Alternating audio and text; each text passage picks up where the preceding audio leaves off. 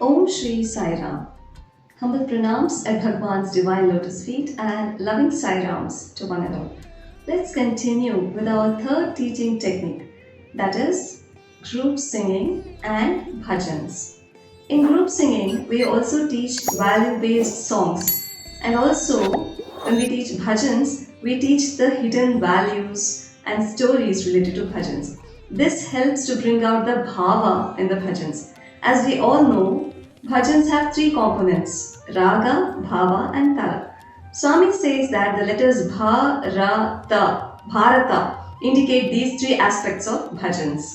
What is bhava? Bha stands for bhakti. It represents our thoughts. It transforms our worldly thoughts to godly thoughts. Ra implies raga, which is nothing but the musical notes or swaras. This represents purity of words. And ta is tala. This indicates the rhythm that we express by clapping our hands. So it represents good deeds with our hands. Thus, bhava, raga, tala create purity of thought, word and deed, says Swami. This harmonious rendition of bhajans with bhava, raga and tala symbolizes unity of thought, word and deed. Thus, unity leads to purity and purity leads to divinity. What a beautiful message of Swami, isn't it?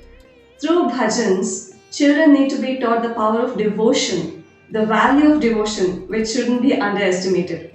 Vishnu Purana clearly says that a sincere devotee is the most venerable of all beings. Once, Narada wanted to know from Lord Narayana who is the greatest among all his creation. To this, Lord Narayana said, Narada, you are not an ordinary being, you are a Devarshi. You possess abundant knowledge. I wish to hear your opinion on this. So Narada replied, Swami, I think the earth is the greatest. Then Vishnu remarked, 3/4 of the earth is enveloped with water. In such a case, which among the two is greater? Narada agreed that water is greater. Then Lord Narayana said, but sage Agastya drank of the ocean in a single gulp. So is Agastya greater or water? Narada replied, you are right, Swami. Agastya is greater than water. Narayana asked again, but this Agastya is a tiny star in the sky. Now is this star greater or the sky? So Narada replied, obviously Swami, sky is greater than the star. Narayana agreed and said, your understanding is perfect.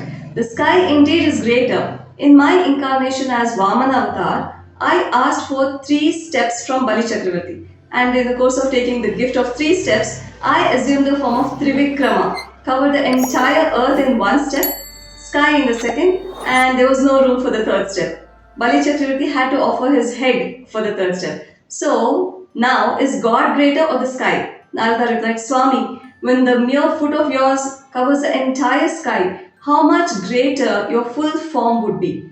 You are indeed the greatest. So Narayana said, but I reside in the heart of my bhakta, that is a devotee. So now is the heart of a devotee greater or God himself? Narada replied, indeed, the devotee is greater than God himself.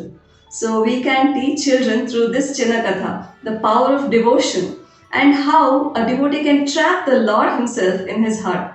Don't we like the Lord to be with us always within our hearts? Swami says, heart is like Kshira Sagara, ocean of milk, on which Lord Narayana reclines. But in this Kali Yuga, the ocean of milk has changed to salty ocean, that is Kshara Sagara, and it has a lot of sharks and crocodiles, and these beasts are the vices. These can be driven away only by means of namasmarana, that is chanting of God's name, singing bhajans.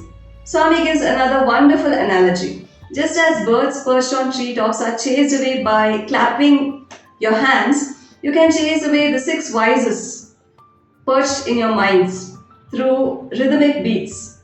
Individually, you can sing bhajans at home, walking, cooking, cleaning, washing, etc. But when we sing together, we need to sit in a proper posture, and this promotes discipline along with devotion. Singing bhajans collectively is called Sankirtan, all of us know this, and this promotes physical, mental, intellectual, and emotional blossoming. First, let us peep into the physical aspects. In group singing, we need to sit in a disciplined manner, in a proper posture. It is also an exercise for kids and gurus and any bhajan singer. There are so many studies on the benefits of clapping. Children who practice clapping every day have very less spelling mistakes. They are more hardworking than others. Even in their handwriting, considerable progress can be seen. Overall, clapping sharpens children's brains. Clapping boosts immunity. And singing full-throated gives voice control and the benefits of pranayama, says Swami.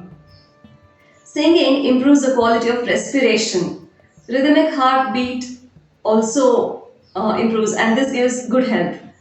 This is the best exercise for heart and lungs, says Swami. Nervous system becomes calm because there's an improvement in the functioning of the heart and easy breathing. So music is called the ultimate healer. Also, we have pressure points in our hands. So through clapping, we become very healthy. Psychological studies are also there. They have shown that music promotes intellectual growth, memory power, and concentration. Mentally, it promotes peaceful feeling, getting rid of worries and fears, and even the hesitant, shy nature of children is replaced by an attitude of singing with confidence. Heartfelt singing gives a blissful experience. Upsurge of sacred feelings leads to purity of mind. So this helps to tame the monkey mind. So with so many benefits, who wouldn't like to sing bhajans?